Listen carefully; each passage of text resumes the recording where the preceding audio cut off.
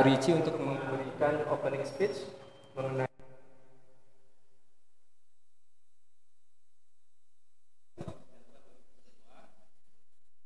Telaga Kahuripan kedatangan tamu spesial. Ada Pak Yayat, pengamat tata kota. Ada Pak Toat dari Ikatan Arsitektur Indonesia. Jadi dengan kedatangannya beliau-beliau ini, kalau saya bilang sangat berkorelasi dengan apa yang dimiliki oleh Telaga Kahuripan, apa yang menjadi kelebihan atau senjata pamungkas lah kalau dari Telaga Kahuripan sendiri. Nah, sebagai informasi bahwa Telaga Kahuripan merupakan township sebesar 750 hektar, Bapak sekalian. Nah, kami developer tidak hanya sekedar membangun aja. Kami developer tidak hanya untuk sekedar jualan aja. Kita lebih menitik beratkan terhadap value yang ada di dalam Telaga Kahuripan sendiri. Yang mana dari segi accessibility, future accessibility yang lebih tepatnya ya, masa depan, tahun depan akan seperti apa sih aksesnya, lokasinya, letak geografisnya juga, desain konsep dasar untuk keseluruhan kawasan yang ada, dan juga desain masing-masing unit dari Telaga Kahuripan. Dan juga perlu diketahui, Telaga Kahuripan berkomitmen penuh dari awal kelahiran tahun 94, dari pertama kali dipasarkan, lahir kembali di saat 2021, yang mana kita melakukan revitalisasi total. Sampai dengan saat ini, komitmen memberikan terbaik terhadap warga Telaga Kahuripan yang tinggal di sini, ataupun calon warga yang akan tinggal tahun depan, yang mana kita Bapak sekalian bisa tahu bahwa tahun depan kita akan serah terima untuk klaster yang baru, yaitu klaster Aluna. Dan juga berkomitmen tetap menjaga budaya alamnya Indonesia. Makanya tagline yang besar kami untuk Telaga Kahuripan yaitu kembali ke alam Indonesia. Oke, itu aja dari saya. Nanti kita akan mendapatkan insight yang banyak lah dari bapak-bapak ini. Saya harapkan teman-teman tetap stay di dalam YouTube live. Terima kasih. Waktu itu saya balik. Terima kasih Pak Ricci. Selanjutnya langsung aja Kang Yayat. Oh iya, saya langsung ya. Kita akan dapat insight yang luar biasa kayaknya Kang Yayat. Kang Yayat sebagai warga Bogor juga nih kan, pasti kan tahu persis daerah sini seperti apa kan. Iya. Terima kasih ya. Ini saya satu kehormatan diundang oleh Telaga Kahuripan. Saya ingat Telaga Kahuripan ini seperti CLBK. 94, saya 93 pengantin baru. Sebetulnya mimpinya itu, wow, gimana bisa dapat rumah yang kayak di Telaga Kahuripan. Ini bukan promosi, tapi kita sebagai orang muda yang baru berkeluarga pasti punya mimpi mendapatkan tempat tinggal yang paling nyaman, apalagi tinggal di wilayah selatan Jakarta, kawasan Bogor, udara dan sebagainya. Nah, saya punya paparan itu tentang Telaga Kahuripan CBD nuansa alam. Nah, kata nuansa alam itu menarik. Karena biasanya kalau orang berbicara tentang CBD, bayangannya tuh gedung pencakar langit, penuh perkantoran. Nah, kalau kita mengejar seperti itu untuk situasi dan lingkungan yang seperti ini kurang inilah. Tapi kita buat CBD yang memang punya daya tarik yang berbeda. Artinya apa? Konteks bisnisnya tetap berjalan, tapi nuansa alamnya tetap terjaga. Karena bagaimanapun kalau kita mencari lingkungan-lingkungan perumahan yang seperti ini, nah misalnya contoh ya di tampilan tampak mukanya itu sudah welcome banget gitu. Jalan yang lebar dengan koridor lanskap hijau kiri kanan itu bagi orang ibaratnya masuk dalam koridor ruang itu memberikan suatu kesempatan bagaimana kita berhadapan dengan lanskap ruang yang betul-betul menarik dan betul-betul bisa menjadi satu daya tarik. Saya punya gagasan ini Pak ya. Ini sebetulnya Telaga Kahuripan punya keunggulan. Keunggulannya ini. CBD nuansa alam ini bahwa kita punya keunggulan. Keunggulannya satu apa? Lanskap di lingkungan ini masih bagus hijau. Gitu, hijau. Kedua, yang ibaratnya kalau saya kebetulan kan membantu IKN. Kita itu di sana tahu suhu udara di sana cukup panas, tapi bagaimana kita menurunkan suhu itu dengan vegetasi tanaman yang bisa menurunkan suhu lebih sejuk lagi.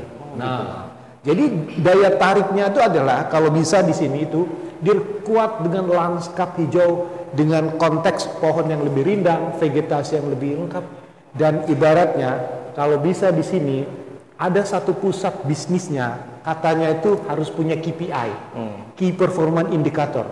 10 menit kemana-mana. Oh, itu keren banget. 30 menit. Nah, kalau di luar itu urusannya nanti, saya bisa jelasin. Tapi di dalam, ketika kemana-mana dekat, kemana-mana mudah, kemana-mana nyaman, orang akan berpikir di mana tempat yang memberi kemudahan dan kenyamanan. Ya, betul. Karena secara prinsip orang itu maunya diwongke, dilayani, disenangkan. Nggak ada orang beli rumah tiba-tiba dijadi susah. Jadi prinsip kita adalah bagaimana orang bisa produktif dan profit. Lingkungan-lingkungan yang bagus, tata lingkungan yang apik, dilengkapi dengan fasilitas bagus. Satu saja keuntungan yang terus akan naik, nilai investasinya. Karena ibaratnya sekali, kita bukan sekedar membeli rumah loh, tapi membeli kehidupan. Nah, yang kedua, ini persoalan menarik kan zamannya zaman now. Semuanya diatur dari sini, Pak. HP ini ibaratnya struktur yang membangun kultur. Dia membentuk perilaku kita. Contohnya aja, saya sering ketinggalan HP itu, udah di jalan HP harus balik lagi. Kenapa? Kalau nggak ada ini, nggak ada peduli lindungi. Saya nggak bisa naik akses public transport, nggak bisa kemana-mana. Jadi saya harus ngambil HP. Tapi kalau istri saya tertinggal, nyusul aja deh. Jadi maksudnya di sini, bagaimana ini sudah begitu lengkap dengan digitalisasi. Dan disinilah prinsip yang paling bagus, jauh terasa dekat. Karena disinilah semuanya bisa diakses. Jadi walaupun kita kerja di pinggiran sedikit atau di tempat lain, informasi digitalisasi menjadi kekuatan. Alangkah indahnya kalau tempat ini nanti ditambah dengan sistem wifi, sistem smart village atau smart apalah kita bisa kembangkan. Smart city. Nah, kedua, zaman now ini sekarang kalau kita mau kembangkan adalah work from anywhere. Kerja bisa di mana-mana. Di mana aja bisa. Tidak perlu harus ke kantor, tidak perlu kemana-mana. Maka disinilah yang harus ditawarkan begitu banyak tempat-tempat di mana orang bisa produktif. Ya kan? Kemudian yang menarik, zaman now sekarang nih yang paling produktif itu siapa? Anak-anak milenial. Jadi kalau bisa tempat ini jadi CBD untuk anak-anak milenial yang produktif, yang bisa bekerja. Jadi tidak harus bermacet-macet ke Jakarta, tapi bisa bekerja dari pinggiran atau daerah sekitar Jakarta untuk mendapatkan nilai tambah. Ya udah tahu lah, anak saya sendiri bekerja dengan cara yang sama. Saya juga bekerja dengan cara yang sama karena saya dosen 2,5 tahun saya belum merasakan gimana suasana kantor lagi kan. Nah, tapi bisa produktif. Jadi kemerdekaan yang didapatkan. Kemudian yang menarik, kekuatan paling besar wilayah selatan ini khususnya Bogor tuh sudah tahu dikenal apa? Kuliner. Kuliner itu destinasi wisata. Orang bermacet-macet ke puncak, bermacet-macet ke Bogor hanya cara satu, pingin makan. Pertanyaannya, bagaimana tempat ini bisa menyediakan tenan-tenan yang memang punya brand, punya bagus. Jadi namanya orang suka itu macet pun dilawan. Ke puncak itu berjam-jam macet asal nggak ketemu, asal pengen ketemu apa sate kambing muda, nah selesailah masalah. Pertanyaan itu, tempat ini bisa menarik kalau punya daya tarik dari sisi kuliner, dari sisi dewasa. Nah, satu hal yang paling penting, zaman now seperti sekarang nih model COVID kemarin, orang tuh paling deg-degan dengan masalah kesehatan. Kita nggak perlu bangun rumah sakit, tapi perlu pelayanan konsultasi kesehatan, konsultasi sosiologis. Zaman now ini depresi banyak. Alangkah enaknya, udah tempatnya bagus, fasilitasnya bagus, ujung-ujungnya kita mendapatkan konsultasi. Nah, ibaratnya kalau kita ingin mendapatkan CBD yang memang plusnya beda, bermasa kerja plus healing. Healing tahu kan? Itu mengobati hati yang luka, perasaan yang terlelahkan. Iya, bayangkan saya ini kan masih tinggal di Bogor, kerja di Jakarta. Tiap hari kan tahu kan, saya sangku bilang suka kena sindrom P13. Pergi pagi, pulang petang, pantat panas, pinggang pegal, pala pusing, pendapatannya pas-pasan. P13 kan? Berapa duit yang saya habiskan untuk biaya transportasi saya? Berapa waktu yang saya habiskan?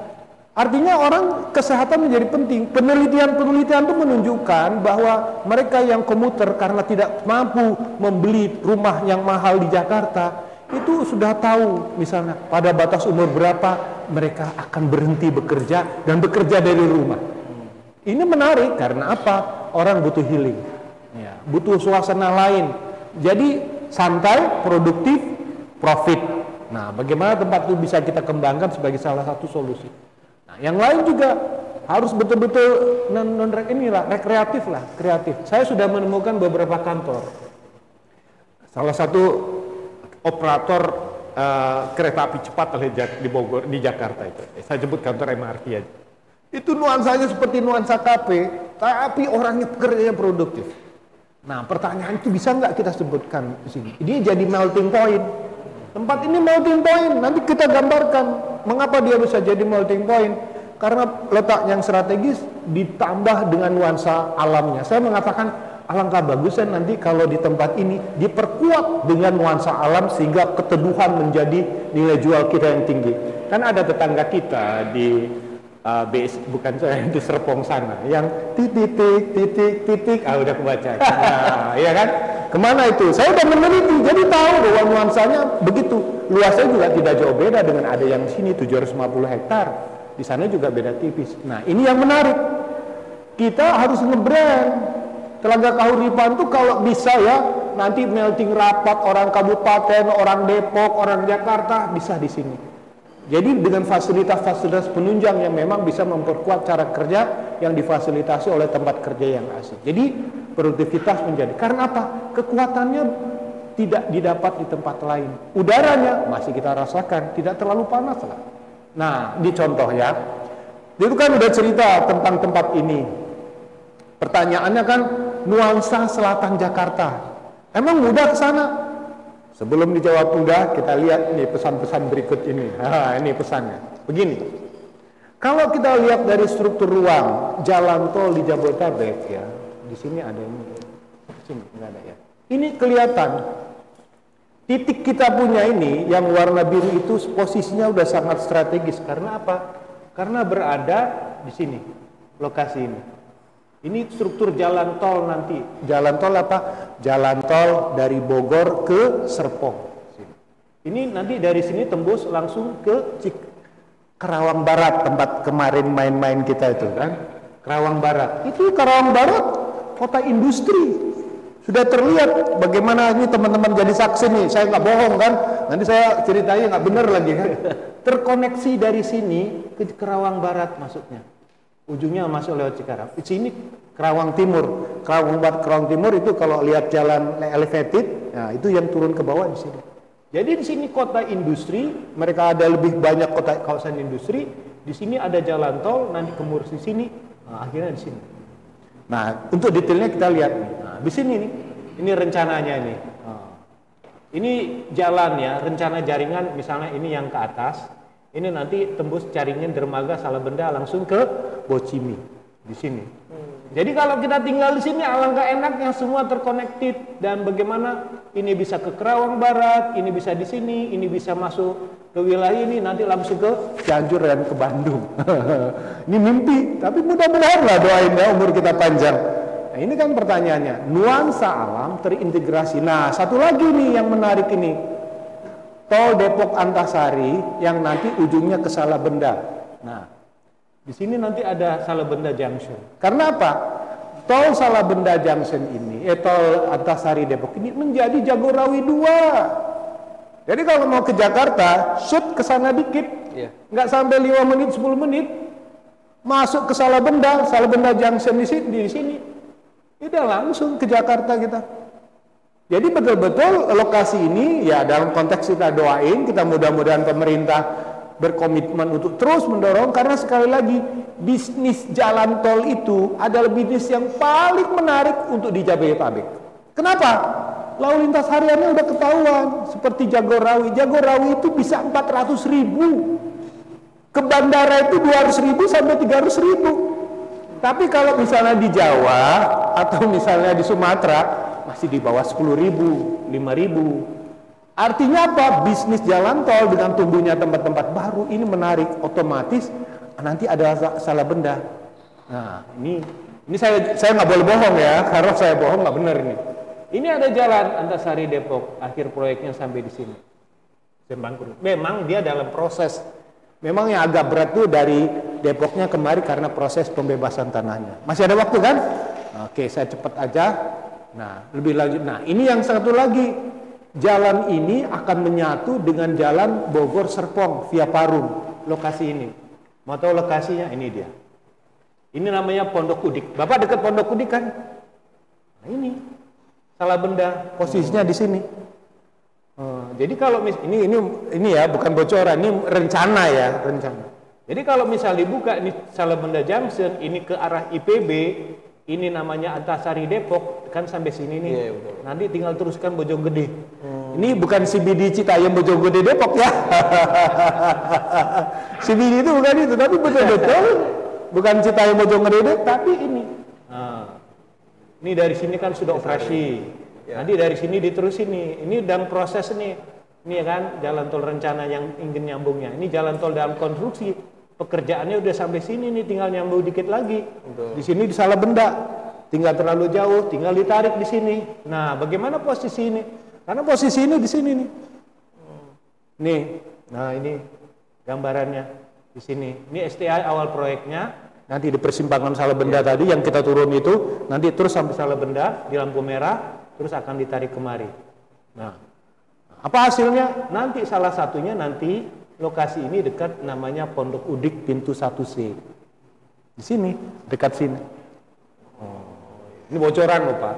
Tapi kira-kira prospeknya untuk 5 tahun, 10 tahun yang akan datang, wilayah ini akan lebih mudah dan lebih cepat berkembang. Otomatis memang ini menjadi daya tarik lokasi.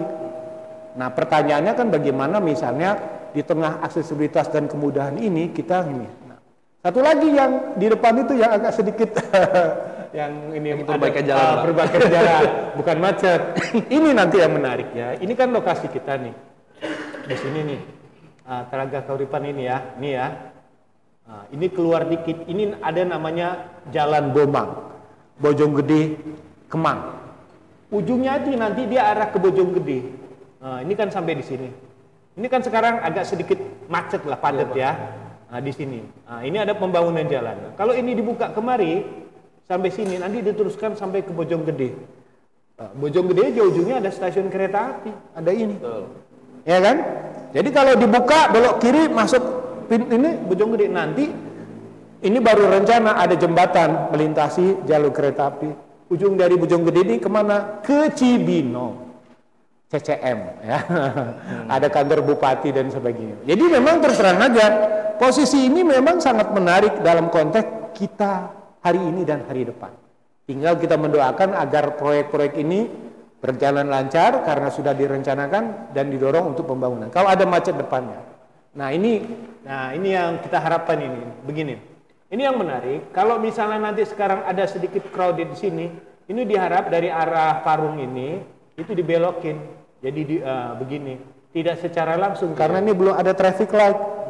Nah, dari sini juga diatur. Sekarang ini kepadatan dari sini keluar berbenturan dari sini. Ini kan jalan baru, jadi otomatis dia agak sedikit crowded. Jadi kalau teman-teman tadi agak sedikit tertahan, ya jadi ku tahu yang kau mau. Nah, ini jawabannya. Di sini masalahnya. Jadi kalau bagus, nanti kalau ini terlalu padat, dia dialirkan. Kayak kita di kandang roda di jalan tol dekat arah masuk ke Sentul sana di dekat kabupaten diputer. Betul. Jadi diputer begini kalau mau. Percis kalau di Baranang Siang. Memang simpulnya terlalu pempet. Nah, dari sini. Jadi kalau ini dialirkan kemari, mungkin nanti bisa kolaborasi kalau alam ini perumahan dengan ini. Nah, ini tinggal ngatur trafiknya. Jadi dia tidak terlalu padat. Dan yang terakhir mungkin pesan sponsor, saya tutup dengan pantun ya. Jalan-jalan ke kota Bandung, jangan lupa beli pita. Marilah kita rajin menabung untuk membeli rumah masa depan kita. Oke. Luar biasa. Berarti Telaga Kahuripan termasuk yang dapat berkah dengan ini kan? Iya kan? Iya, perencananya dulu siapa gitu. Enggak. Artinya ketika kita melihat, terus terang saja, struktur ruang itu adalah pusat kegiatan yang didukung dengan jaringan pelayanan. Nah, struktur ruang itu adalah pusat kegiatan, pusat pemukiman. Di mana-mana kalau namanya pusat kegiatan, pusat pemukiman ada CBD, tanpa ada jalan, tanpa ada listrik, tanpa ada digital, tanpa apa-apa, nggak ada apa-apanya. Jadi fungsi kita adalah bagaimana dia menjadi sebuah hub baru secara ekonomi, hub baru secara transportasi. Sehingga ini menjadi salah satu cara kita menumbuhkan pusat-pusat ekonomi baru dan tidak terkonsentrasi pada tempat-tempat yang itu-itu saja. Cari sisi lainnya, kekuatan alam. Lihat latar belakangnya, kekuatan alamnya nih di sini nih. Nih, mohon maaf ya. Ini kita lihat latar belakang gunung, lanskap ini. Jadi saya kira bagaimana kekuatan alam ini menjadi daya tarik utama kawasan ini. Menarik sekali. Teman-teman siapin pertanyaan ya. Nanti yang nanya akan dapat hadiah. Sebuah mikrofon.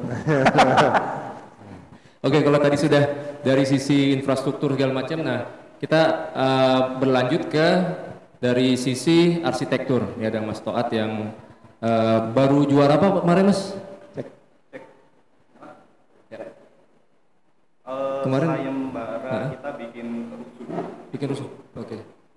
Luar biasa. Saya ngeliat desainnya luar biasa. Apalagi desain masjidnya saya suka itu. 9 tower ya. Oke, Mas Toat akan membahas mengenai arsitektur yang lebih ke alam ya, Mas ya. Lebih ya. Oke, silakan Mas. Oke, terima kasih. Assalamualaikum warahmatullahi wabarakatuh. Waalaikumsalam. Terima kasih semuanya. Luar biasa kesempatan ini. Saya masuk di sini tuh kayak nemuin hidup di tim ini. Apalagi tadi diterangin Pak Yayat dengan kombinasi dari pemikiran tata kota, ternyata bakalan jadi strategis banget. Oh, strategis. Betul. Ini kasih bocoran duluan. Nah, di sini saya sebagai praktisi arsitek, saya akan lebih bicara tentang desain arsitekturnya. Desain rumahnya kayak gimana sih? Tapi saya tidak fokus dengan desainnya, karena kalau bapak-bapak di sini lihat ada unit, ada maketnya, sudah pasti itu proper, luar biasa. Tapi saya ini lebih deep inside gitu ya, lebih dalam. Sebenarnya desain yang menarik, yang bagus itu seperti apa sih? Next, saya nggak bawa. Ini. Langsung maaf. Indai. Ya. Jadi di era pandemi ini atau pasca pandemi gitu ya, yang namanya preferensi orang memilih unit itu tidak lagi berdasarkan tren, style gitu. Kalau orang dulu kan minimalis, klasik, etnik, Skandinavian, Eropa, bla bla dan sebagainya gitu. Tapi makin kita melihat di rumah itu sehat atau enggak. Jadi apakah sirkulasi udaranya bagus, apakah sinar mataharinya bisa masuk dengan optimal, apakah tiap ruang ini punya jendela, apakah ada tanaman yang bisa dibawa masuk ke dalam rumah, apakah dia punya satu sistem layout ruang hierarki yang cukup menarik. Itu yang dipilih. Makanya saya bawa satu teori di sini sebagai bahan diskusi kita untuk bicara tentang rumah sehat itu seperti apa. Jadi ada penelitian ini udah lama sekali ya, diteliti oleh seorang dulu tahun 1984. Kurang nendang ya. Nah, ini baru ini. Oleh Roger S. Ulrich namanya, bahwa ada dua pasien yang satu ditempatkan sama-sama di sebuah ruangan, tapi masing-masing berbeda. Yang satu ngadap ke pohon, ada 3 pohon di situ. Yang satu ngadap ke jendela tapi dengan dinding. Itu ternyata yang lebih cepat sembuhnya itu yang dengan menghadap ke pohon. Nah, ini hal-hal yang menakjubkan berhubungan dengan alam. Yang tagline-nya dari Pak Riji luar biasa ya. Kembali ke alam Indonesia. Nah, ini sangat-sangat menarik. Karena apa? Ketika kita dihadapkan misalnya pekerjaan kita di Jakarta atau di manapun yang dengan bersekat-sekat beton, dinding masif dan sebagainya, kemudian kita pulang masih dengan menghadap ke beton lagi, rumah-rumah dengan nggak ada alam sekitar, itu akan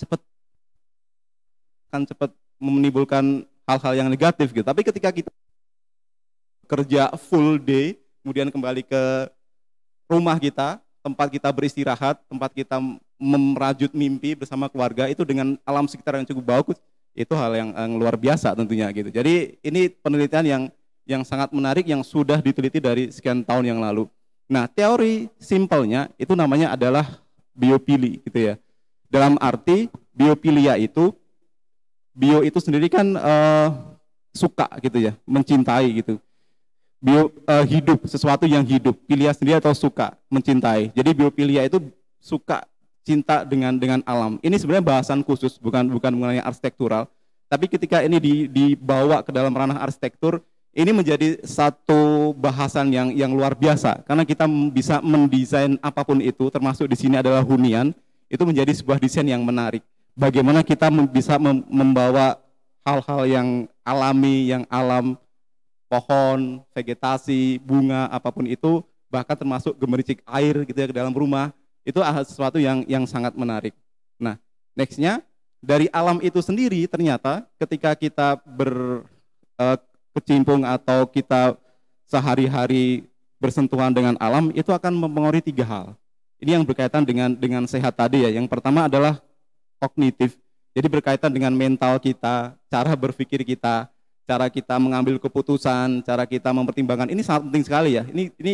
Ini berkaitan dengan apa yang kita tempati. Kita di rumah, setelah saya pikir gitu ya, paling lama kita di dunia ini sebenarnya tinggalnya di kasur gitu, di tempat tidur. Bayangin sekitar 7-8 jam kita tidur. Sisanya kan kadang di ruang tamu, kadang di ruang makan, kadang di luar, di tempat kerja.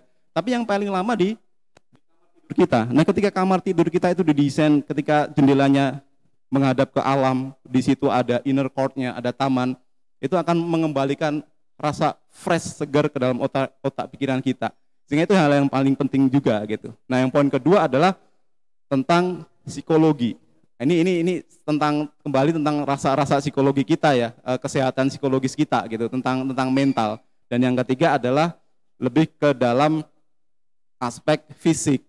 Nah, bagaimana kita bisa lebih sehat, kita bisa lebih kuat, kita tidak sering sakit gitu ya. Ini hal yang penting ketika kita bisa berdekatan dengan alam, apalagi itu dengan hunian kita. Nah, saya ingin menceritakan ada 5 hal ketika kita bisa mengintervensi alam ke dalam sebuah desain kita gitu. Yang ini nanti sebenarnya sangat relate dengan apa yang disuguhkan produk dari Pak Richie ini sendiri gitu. Saya jujur ini, saya membuat ini, saya sama sekali belum melihat desain rumah ini gitu. Nah, kemudian ketika saya buat, saya cocokkan, relate semuanya. Nah, saya pede ngomong gini karena memang apa yang dijual atau yang dipresentkan Pak Richie dan tim itu memang sesuatu yang relate dengan sehat dan alam itu sendiri. Yang pertama adalah bagaimana interaksi langsung ruang dengan alam. Jadi bagaimana kita bisa memasukkan alam luar ke dalam ruangan kita, baik itu berupa inner court, tanaman, atau mungkin suara burung, atau mungkin sinar matahari dan sebagainya. Ternyata dampaknya adalah menurunkan tekanan darah, tensi tinggi gitu ya. Penyakit tensi tinggi ini kan menjadi salah satu penyakit terbesar di dunia, bahkan di Indonesia saya dulu tahu saya punya tensi tinggi itu ketika mau vaksin. Ternyata tensinya tinggi gitu. Saya nggak tahu kenapa. Mungkin rumah saya juga kurang alami mungkin.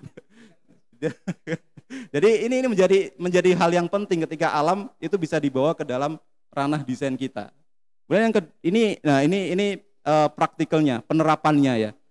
Jadi kurang lebih seperti ini. Bagaimana ruang luar itu bisa langsung berdekatan dengan alam atau alam langsung dibawa ke dalam desain kita gitu ya.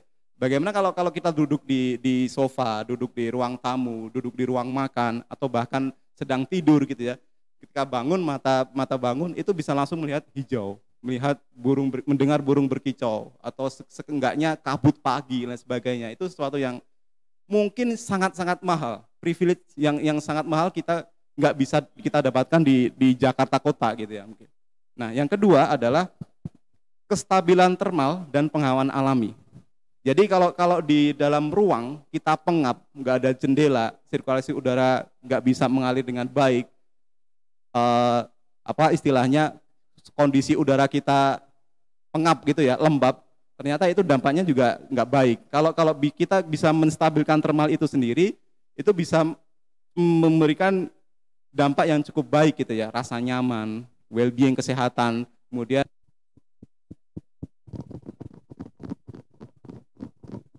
seperti ini gitu. Ruang dalam kita itu tidak harus semuanya tersekat masif dinding, tapi itu bisa dibuka tutup bagaimana kita bisa memasukkan vegetasi, pohon, kita duduk di ruang makan, kita duduk di dapur, kita duduk sambil nonton TV, itu selalu dekat dengan alam. Itu ternyata meningkatkan produktivitas kita dan menjaga kesehatan kita. Yang ketiga adalah, ini yang penting juga, kehadiran elemen air. Nah, air menjadi salah satu poin penting dalam unsur alam. Dampaknya adalah bisa menurunkan stres. Ini jelas sekali. Ketika kita mungkin sering ya, seenggaknya makan di rumah Padang Sunda gitu, yang sering mendengar gemericik air gitu kan, rileks sekali gitu. Itu bisa sangat menurunkan stres, kemudian meningkatkan ketenangan.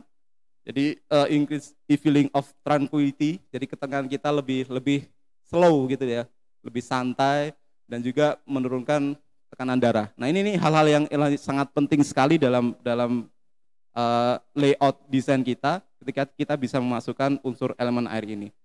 Penerapannya bisa seperti ini contohnya gitu ya. Jadi dalam teras kita atau mungkin di area dekat dengan dapur, dibuat kecil aja, ada aliran air di situ, ada gemericik air, itu surga lah kita. Pulang ke rumah kemudian sekedar menepi di dekat kolamnya itu jadi sesuatu yang spesial. Yang keempat, ketika kita bisa memasukkan pecahan alami, nah ini juga sesuatu yang spektakuler lagi gitu. Indonesia menjadi salah satu negara tropis yang melimpah sinar mataharinya. Kalau kita terlalu menutup rumah kita, dalam arti pelit dengan sinar matahari masuk, itu hal yang menurut saya mengerikan gitu. Kita bisa buka selebar-lebarnya, bisa buka layout di tengah dengan taman dalam gitu ya, inner court dan lain sebagainya.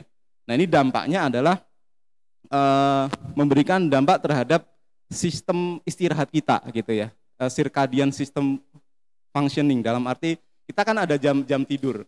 Bagaimana dengan kondisi cahaya terang, kita masih produktivitas tinggi, tapi ketika sudah mulai senja, malam nggak ada cahaya, kita mulai mengantuk dan sebagainya. Nah, efeknya seperti ini ya. Ada hormon melatonin yang itu lebih dekat dengan aktivitas tidur, istirahat, suasana hangat gitu. Kemudian makin ke kanan, cahaya yang dengan Kelvin yang lebih tinggi sampai 5000 Kelvin dan sebagainya, itu hormon serotoninnya lebih tinggi gitu. Jadi lebih ingin bekerja, lebih ingin aktivitas, kemudian lebih semangat. Nah, itu bisa diterapkan dengan contoh desain seperti ini. Jadi bagaimana ruang tamu terutama atau ruang keluarga itu bisa mengoptimalkan masuknya cahaya matahari lebih banyak lagi gitu. Ini dengan suasana lebih hangat akan memberikan kenyamanan di rumah. Dan yang terakhir adalah penggunaan material alami. Nah, ini material alami di sini dalam arti bagaimana desain rumah itu tidak harus selalu terkesan kaku.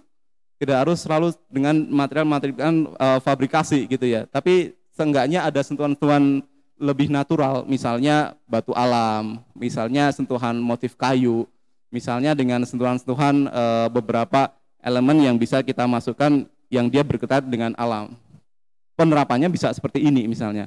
Bagaimana kita di kusen, di pintu, kemudian dengan di lantai lebih expose dan sebagainya. Ini akan memberikan dampak yang lebih tenang, dampak mengurangi stres dan lain sebagainya. Nah, ini kelima elemen ini tadi semuanya ketika saya melihat dalam produk rumah di Telaga Kahuripan ini sekarang ada 5 kalau nggak salah Pak Ricci ya, mulai dari tipe yang 6 sampai yang 9 itu relate, masuk semua. Jadi bagaimana saya melihat sendiri desainnya itu ketika masuk ke dalam sudah ada powder room ya, sekarang orang banyak sekali yang mencari gitu. Orang bisa mencuci diri dulu, mandi sebelum masuk ke area private. Kemudian di dalam setelah layout ruang keluarga, antara ruang keluarga dan kemudian ruang makan atau dapur itu pasti ada inner court-nya, ada tamannya. Nah, itu menjadikan sumber sirkulasi udara yang sangat bagus, cahaya matahari, sinar matahari bisa optimal sekali masuk, ruangan bisa lebih terang, lebih hemat listrik, kita nggak perlu pakai AC, kita nggak perlu pakai listrik dalam kondisi siang hari, itu menjadikan hal yang luar biasa. Terakhir dari saya, bahwa dengan tagline-nya dari Pak Ricci tadi, kembali ke alam Indonesia, tentunya dengan desain yang sudah proper dan kemudian ditempatkan dalam lingkungan yang sangat nyaman sekali, seperti kita lihat sekeliling ini menjadikan sebuah menurut saya privilege tinggi ya, kita bisa berada di kondisi seperti ini. Jadi rasa-rasanya cukup senang bisa menjadi bagian dari berlangsungnya ini. Saya yakin kedepannya akan menjadi satu hal yang diminati banyak orang gitu ya. Terima kasih semuanya dari saya. Assalamualaikum warahmatullahi wabarakatuh. Assalamualaikum warahmatullahi wabarakatuh. Terima kasih Mas Saad. Jadi intinya Telaga Kahuripan ini sudah memenuhi kriteria hunian yang alami ya Mas. Sehat ya. Oke. Cuma ada satu PR nih kalau untuk kita nih sekarang Mas. Tiada rumah tanpa AC gitu loh. Kan sekarang gitu kan. Jadi ada nggak sih sebenarnya tips supaya rumah bisa sejuk gitu tanpa harus pakai AC gitu ya, artinya mungkin tidak secara maksimal gitu, artinya minimal aja gitu. Seperti apa sih Mas?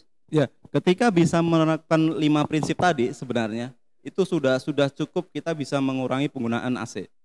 Bagaimana dalam sebuah kamar itu pertama ada 2 lubang yang dia bisa mengalirkan udara dengan baik. Antara jendela dibuka, pintu dibuka dan sebagainya. Yang kedua bagaimana kita bisa layout rumah itu harus diakomodir dengan kebutuhan bagaimana matahari timur dan baratnya memberikan sinarnya. Nah, ketika kita tepat, misalnya ternyata dia menghadap barat, kemudian ada satu treatment khusus bagaimana di dindingnya dan sebagainya, menempatkan tanaman, saya yakin itu di situ bakal bisa mereduce panas yang cukup. Nah, saya yakin di ini sudah diperhitungkan dengan cukup matang, sehingga penggunaan AC pun bisa lebih minim lah yang di Telaga Kahuripan ini gitu. Terima kasih Mas. Tepuk tangan dulu teman-teman biar semangat kita. Oh iya. Emang mau tepuk tangan dari tadi ya. Oke. Yang terakhir Pak Ricci mungkin akan melengkapi diskusi ini dengan memaparkan sejauh mana Telaga Kahuripan melakukan revitalisasi kawasan, kemudian keunggulan apa saja yang ditawarkan oleh Telaga Kahuripan, mungkin potensi investasi ke depannya sekalian Pak. Waktu kami persilakan Pak. Terima kasih Pak Anto. Luar biasa, dari Pak Yayat sampai Pak Toat itu daging semua nih. Insight buat developer dan juga masukan ataupun insight sedikit. Kalau saya mau bilang tadi udah soft selling nih. Sebenarnya terhadap langsung customer nih. Oke, ini kan kita secara live ya. Jadi ini daging semua. Saya nggak tahu mau ngomong apa sebenarnya. Udah semuanya udah disikat semua. Sekarang selling. Selling. Ya, jadi gini. Merefresh sedikit ya, Telaga Kahuripan ini ya, dari tahun 94 Pak Yayat juga sudah menjadi mungkin bagian dari sejarah Telaga Kahuripan zaman itu ya. Terus sepanjang dari tahun 94 dari pemasaran sampai dibangun di tahun 96 dan 2021 itu kita revitalisasi dengan kebangkitan kembali Telaga Kahuripan. Nah, pertanyaan kenapa harus 2021 harus menggaungkan habis-habisan lah kalau lebih dibilang. Karena memang kita menyambut baik akan program pemerintah yang mana akan ada koneksi tol yaitu Desari. Saat ini kalau mau dibilang sih Desari ya untuk jangka pendek lah untuk yang kita tunggu-tunggu. Ya mungkin kalau Pak Yayat yang kita berpikir sekarang mungkin Pak Yayat udah 10 langkah ke depan udah berpikir mungkin bahkan udah tahu udah bocoran tadi udah kasih ya. Jujur aja tadi itu saya sebelumnya Pak ya saya udah searching ke seluruh penjuru lah Google dan sebagainya YouTube masih terbatas informasi pas tadi Bapak kasih. Baru tahu loh. Saya mungkin bisa minta bocoran lagi nanti ke depan. Oke. Nah, terus dengan adanya tol atau akses sepanjang koridor selatannya Jakarta, otomatis menghidupkan koridor dari Lebak Bulus, Ciputat, Sawangan sampai di Parung sini sampai terus Kayu Manis. Nah, otomatis bukan cuma kita loh Bapak Ibu sekalian. Seluruh developer pun akan berlomba-lomba untuk buat suatu produk yang baru dengan diferensiasi produk yang baru juga. Oke, tapi perlu diingat, Telaga Kahuripan merupakan kota mandiri yang terbesar lah untuk Bogor Barat ya. Nah, kita pun mempersiapkan diri nih dengan adanya kelahiran koridor yang baru. Mungkin kita bisa melihat ya, mungkin seperti apa sih BSD 30 tahun yang lalu, 25 tahun yang lalu seperti apa sih Sentul dan sebagainya ya. Nah, di sini kita pun benar-benar mempersiapkan. Dan sebagai komitmen Bapak sekalian ya, kami tetap dengan pemegang saham yang sama. Dari tahun 94 sampai saat ini itu ada 5 raksasa developer. Mungkin kalau saya mau satu persatu mungkin akan sampai malam nih produknya apa aja. Ada Duta Putra Land, ada Grup Kalbe, terus juga Mega Kuningan, Intiland dan juga Napan Group. Kalau mau dibilang ini pengembang-pengembang bukan cuman project 1-2 kafling aja. Mega proyek, Kota Mandiri, Super Blok, komersial, office building dan sebagainya. Oke. Nah, dengan adanya klien kembali kita menggandeng yaitu Uber Plus. Ya mungkin Pak Yayat juga kan sebagai salah satu konsultan ya Pak untuk ibu kota yang baru ya, mereka juga menggunakan sayembara untuk infrastruktur ataupun desain untuk ibu kota yang baru. Nah di sini mereka ini yang menggambar, yang memberikan suatu konsep yang baru untuk seluruh konsep Telaga Kauripan Bapak sekalian. Dan juga Pak Hadi Vincent khusus yang mendesain rumah dari unit masing-masing Telaga Kauripan. Beliau ini sudah banyak lah bekerjasama dengan developer, bahkan Pak Toat pasti udah mengenal, mungkin beliau senior juga Pak ya. Kenal, senior. Oke. Nah, pertanyaannya Telaga Kauripannya di mana ya? Kalau tadi kan Pak Yayat menjelaskan secara keseluruhan. Ini saya buat simple aja sih sebenarnya. Ini saya buat simple. Oke, mungkin kalau dari live yang ada. Jadi kalau Bapak Ibu, teman-teman wartawan melihat itu Telaga Kauripan berada di pojok kiri bawah ya. Secara simpelnya kurang lebih seperti ini. Ini penggambaran dulu ya. Yang mana ini jor 1, ini jor 2 Bapak Ibu sekalian ya. Dan ini nanti ada jor 3 Pak Yayat ya, benar ya? Nah, saat ini kita bisa mengakses yaitu melalui jalan ini. Kalau yang warna biru ini non tol, ini sepanjang jalan Parung Bapak Ibu sekalian. Oke, yang mana kalau kita dari TBC Matupang bisa langsung masuk, turun ke bawah sampai di Parung. Oke, dan juga bisa melalui Depok atau bisa melalui Jagorawi, tergantung kita berada dari Jakarta mana Bapak sekalian. Turun keluar di Kayu Manis, kita masuk ke Telaga Kauripan. Saat ini kalau untuk tol, yaitu untuk tol Desari yang saya sebutkan tadi, ini sampai masih di exit tol Sawangan ya Pak Yayat ya. Masih ada kurang lebih 9,6 kilo.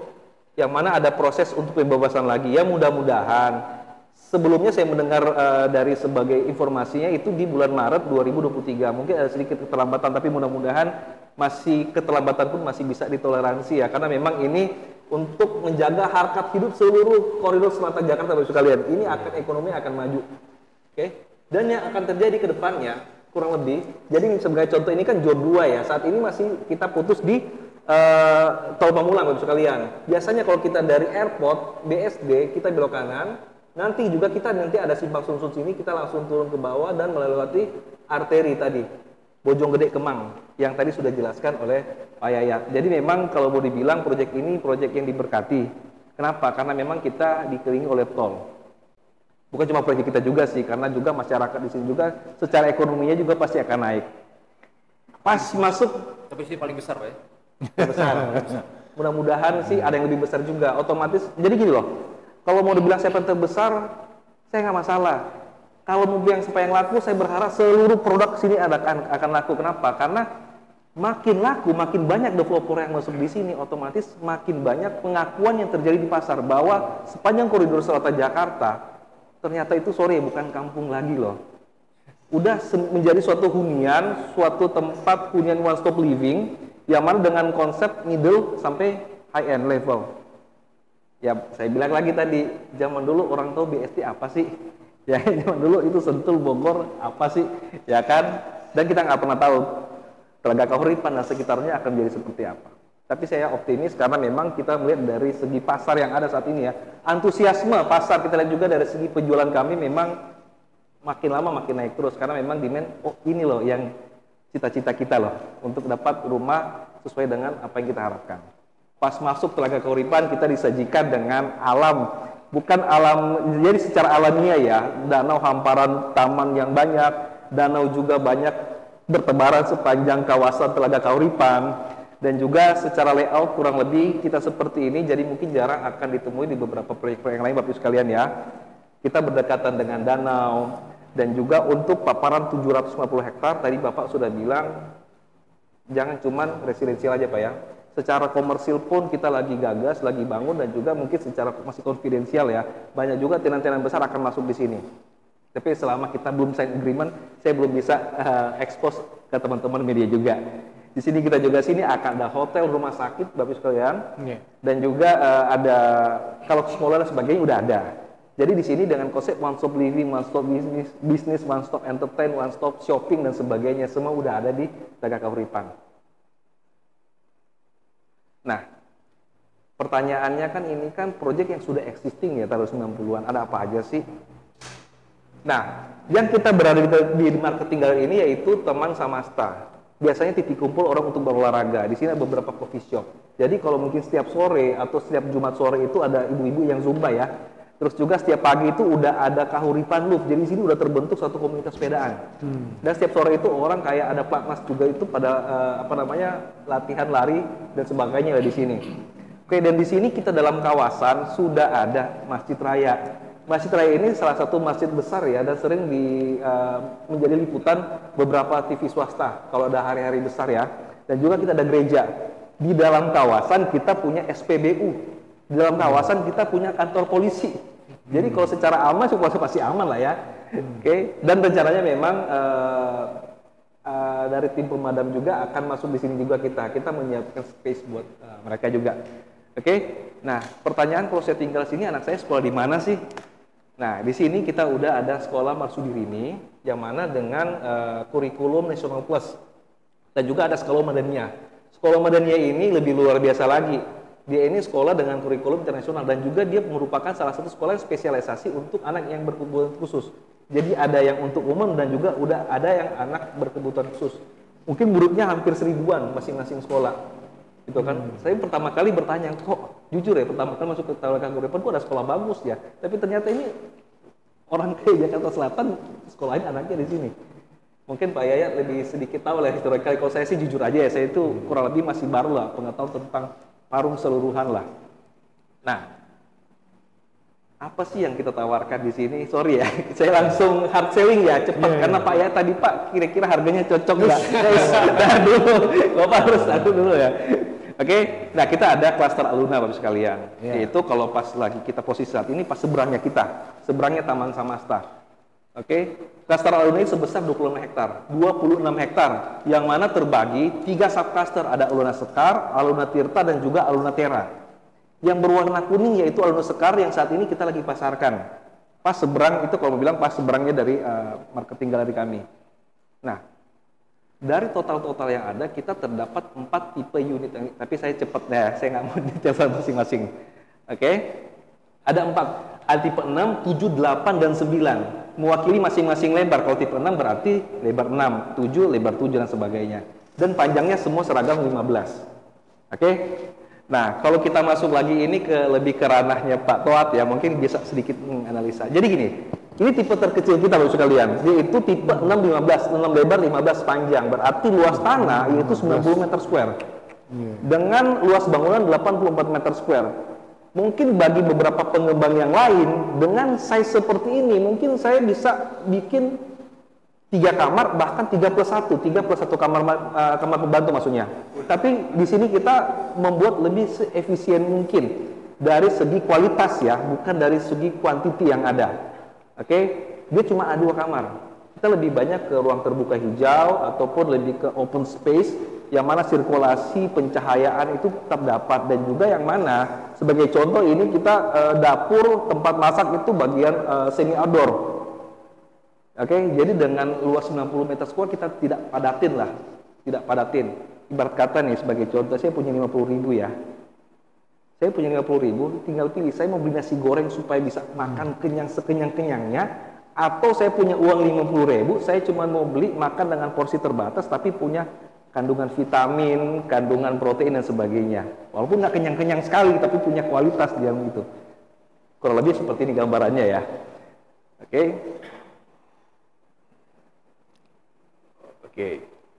Tipe 7 kalau ini salah satu yang paling favorit. Tipe 7 ini 3 kamar.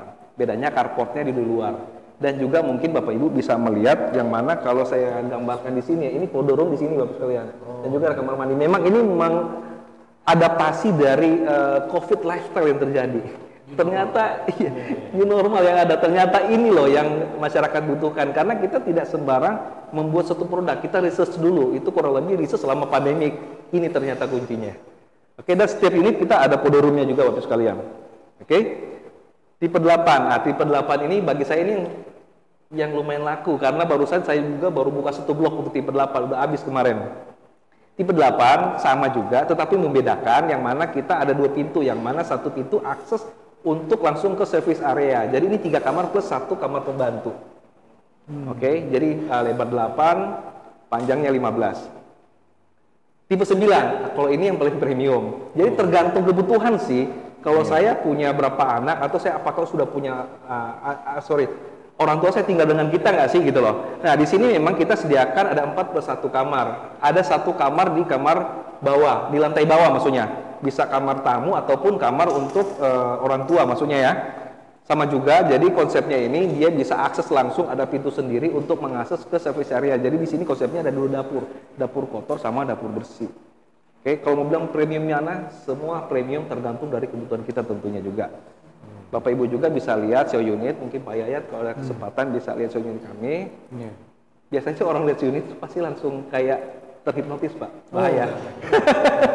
Oke. Nah, secara spesifikasi kita premium semua, cuma saya nggak akan detail satu persatu lagi ya, nanti kalau ada yang butuhkan biasa kita langsung share brosurnya. Nah, kalau Pak Yayat beli atau konsumen beli dapat apa aja sih? Ya. Nah, jadi masing-masing masing-masing kamar kita berikan AC, ada kanopi, CCTV, smart door lock, smart home system, dan juga tempat shower glass. Ini penting, kenapa? Di saat kita nggak usah terima, kita nggak usah repot. Kadang-kala tuh kita berpikir simple. Tetapi pada dasarnya, contohnya saya mau beli, saya mau sewain ke orang. Biasanya itu orang penyewa akan cari yang udah sedikit komplit. Kanopi loh, itu lumayan gede loh biaya budgetnya. AC, rempong sekali kalau kita mau bobok-bobok gini dan sebagainya. Ini kita siapkan semua. Oke? Lebih dari itu di promo menyambut kemerdekaan Indonesia, kita juga memberikan kemerdekaan untuk bayar down payment. Jadi teman-teman Bapak Ibu sekalian yang ada di live YouTube ya, kita memberikan free down payment. Jadi gini, ini sangat penting Bapak sekalian. Contohnya saya sebagai karyawan, saya sanggup untuk cicil let's say 15 juta per bulan. Saya sanggup, mungkin seperhitungkan saya 10 juta dapat atau 20 juta dapat. Tapi tanpa diketahui, tanpa disadari, kita harus bayar down payment loh.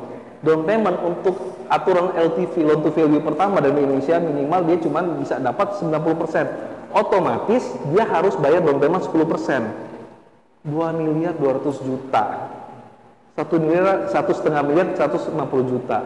Lumayan loh, lumayan tinggi. Oke, bisa cicil 6 kali. 6 kali 200 juta lumayan gede juga Bapak Ibu sekalian. Oke, kita kasih free, cukup bayar booking fee aja. Nggak usah bayar down payment, kita yang bayarin. Langsung akad. Nah, setelah akad ya, karena kalau setelah saya ngos-ngosan bayar down payment, akad, saya tinggal mau cicil ke bank. Enggak, ada biaya akad. Berapa? 3-5%. 3-5% untuk biaya akad. Waduh, itu 3%, 5%, 22M itu berapa? Dari 1M itu berapa? Tapi kita subsidikan 30 juta untuk seluruh klaster, untuk seluruh tipe yang ada. Wah, aman. Saya udah bayar booking fee, cuma tinggal bayar booking fee, BI checking lah. Down payment kita yang bayarkan. Pak, Bu, sudah SP3 nih, tinggal siap akad. Oke, kita subsidikan 30 juta. Tinggal cicilan. Simple. Oke? Dan juga kita kasih free DPHTB. DPHTB itu 5% Bapak sekalian. Kita kasih free. Jadi, yang kita berikan gimmick terhadap customer, yang kita berikan reward terhadap customer, sesuatu yang dibutuhkan. Tidak banyak apa gitu loh kan, sesuatu yang dibutuhkan gitu loh. Jadi kita memudahkan, udah kita cicilannya sehat, nggak banyak mikir, tidur di Telaga Kahuripan nyaman. Utangnya ya sudahlah, berjalan sesuai normal, nggak harus menutang ke orang untuk bayar down payment Bapak sekalian. Oke? Kita juga di sini sudah bekerja sama dengan beberapa bank besar ya tentunya, ada OCBC, Bank BTN, BSI, Mandiri, BNI dan juga Bank BRI. Jadi Bapak Ibu nggak usah khawatir dari segi legalitas ya. Kenapa? Instansi bank ini jauh lebih galak dibandingkan Bapak Ibu sekalian untuk mencari tahu legalitas dari masing-masing developer atau pemegang saham tentunya. Oke. Ada juga kita cara bayar untuk cash keras ataupun ataupun installment langsung ke developer. Oke. Jadi Bapak Ibu datang ke marketing galeri kami yang ada di Telaga Kahuripan, pas masuk Bapak Ibu bisa merasakan feel yang ada di dalam Telaga Kahuripan, penghijauan, mungkin saya bilang tadi serasa terhipnotis pas masuk lihat show unit, lihat juga promo kita, luar biasa. Atau bisa menghubungi agensi properti kepercayaan Bapak Ibu, agensi properti yang terpercaya Bapak Ibu, atau kawan yang tergabung dalam agensi properti. Kita sudah bekerja sama dengan ratusan agensi yang ada Jabodetabek ataupun di luar kota. Banyak. Oke, itu saja dari saya. Terima kasih. Saya mungkin kembalikan lagi ke Bapak Moderator. Terima kasih. Terima kasih Pak Riji, terima kasih. Teman-teman. Satu poin yang saya tangkap dari Pak Riji tadi adalah koridor Parung Bogor itu bukan kampung lagi Pak ya. Karena saya terus terang 10 tahun yang lalu tuh masih suka bolak-balik lewat depan sini Pak. Waktu saya masih jadi weekend husband dulu Pak. Jadi kebetulan mertua saya di Bogor, jadi saya dari kantor setiap malam Sabtu bolak-balik itu. Kalau jalannya kecil Pak, cuma bisa buat 2 mobil Pak. Jadi kalau misalnya saya naik motor pada saat itu ke arah Bogor, kalau ada truk atau bus yang ke arah Jakarta, saya udah pasrah di pinggiran Pak. Jadi nggak bisa Pak, jadi emang cuma bisa muat untuk 2 kendaraan. Sekarang udah luar biasa sekali Pak, walaupun ada macet, kalau kata Kang Yayat itu prospektif ya Kang ya. Oke, itu tadi pemaparan dari 3 narasumber kita. Kita saat ini masuk ke sesi tanya jawab teman-teman. Mungkin ada yang, oke satu dulu Bang Zal, tuh dapat dapat hadiah mikrofon dari saya. Terima kasih hadiahnya Mas. Selamat sore Pak, Assalamualaikum warahmatullahi wabarakatuh. Saya Zal Hanif dari Indonesia Housing. Ada beberapa poin dari pemaparan terutama Pak Ricci tadi ya. Saya juga cuma mempertegas saja sebenarnya pertanyaan dari moderator tadi. Tadi kan sesuai dengan ini juga judul rilis. Itu kan tenaga, keuripan, investasi menjanjikan di koridor selatan Jakarta gitu. Nah, yang jadi pertanyaan saya itu seberapa menjanjikan sih gitu investasi di sini gitu. Mungkin bisa dilihat dari pertumbuhan harga dari tahun 94 sampai sekarang, kenaikan harganya sudah seberapa besar gitu ya. Capital gain-nya Bang ya. Capital gain-nya gitu. Terus ya yang kedua, ini kan ibaratnya dari 94 sempat vakum Pak gitu. Ini kan kalau boleh tahu kenapa bisa vakum begitu lama gitu Pak ya. Begitu lama, terus kan tadi lahir kembali dengan rebranding. Iya, konsep yang baru itu. Nah, mungkin bisa dijelaskan juga gitu. Kira-kira yang baru ini apa? Ya apa gitu dari sisi desainnya atau dari harganya atau pasar yang dibidik misalnya gitu. Karena kalau kita lihat tadi seperti desain yang disampaikan oleh Pak Taat tadi, ideal banget desainnya Pak gitu. Menarik, ideal gitu. Tapi di satu sisi saya lihat di pasar yang dibidik itu pasar milenial. Kita tahu milenial sekarang itu buat beli rumah itu susah gitu.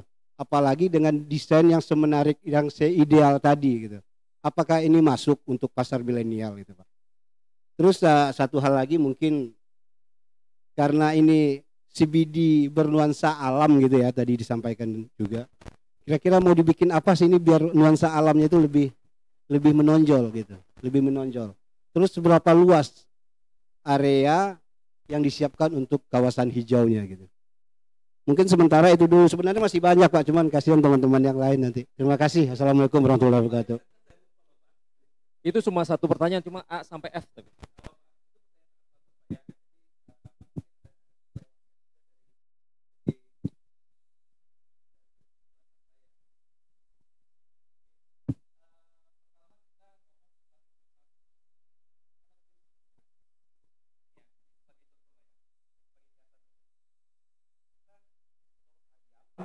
Atau beli ayam jantan, oke ya, untuk dijual lagi ke pasar. Otomatis kita beli telur ayam yang mana telur masih lebih murah.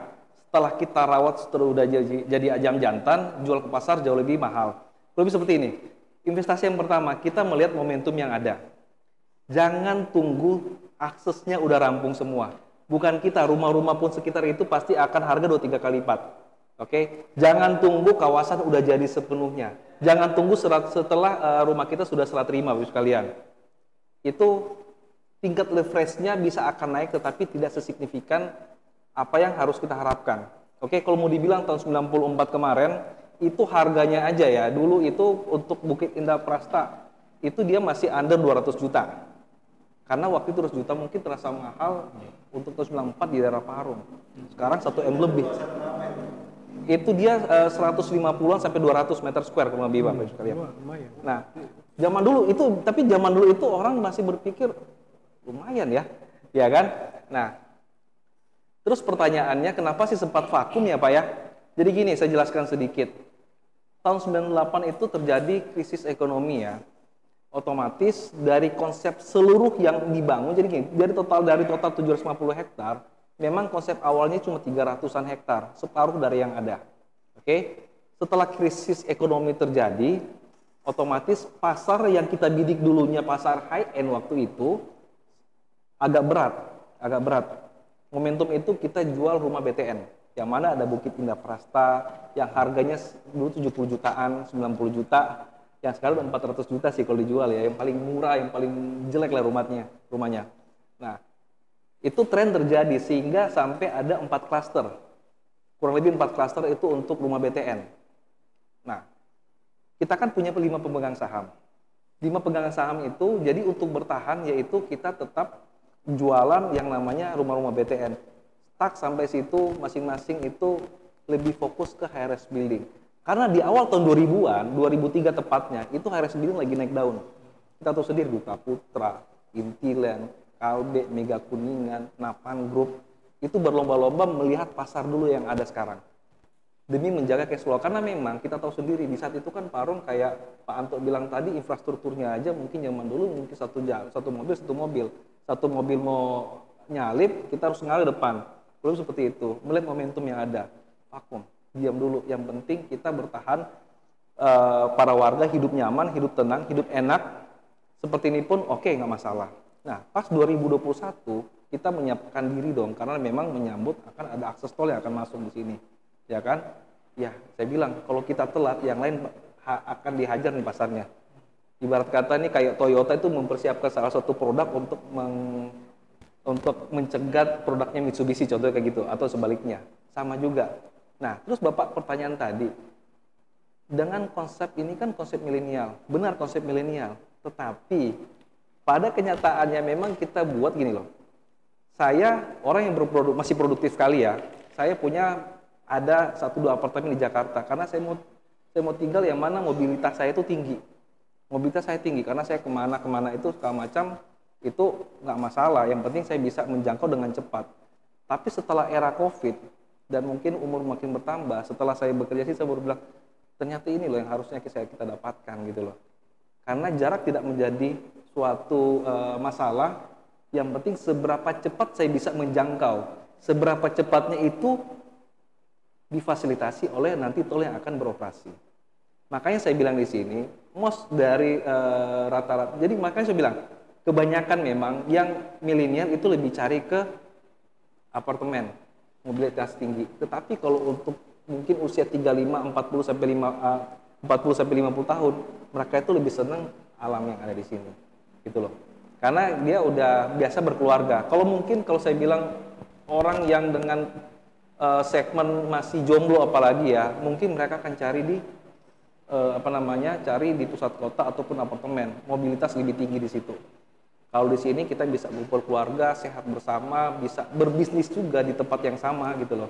Jadi saya bilang sih kalau dari segi segmentasi kita memang lebih mensasar itu posisi yang udah sedikit mature. Makanya pun dari segi kita iklan digital secara algoritma, kita ambil itu yang sudah matang ke atas. Gitu loh. Memang rata-rata sini itu bukan untuk rumah primary needs, yaitu untuk secondary needs. Saya udah punya rumah, saya mau pingin punya rumah impian, saya ke sini. Saya udah punya apartemen tengah kota, tapi tetap saya pingin punya rumah impian di sini. Gitu sih Pak.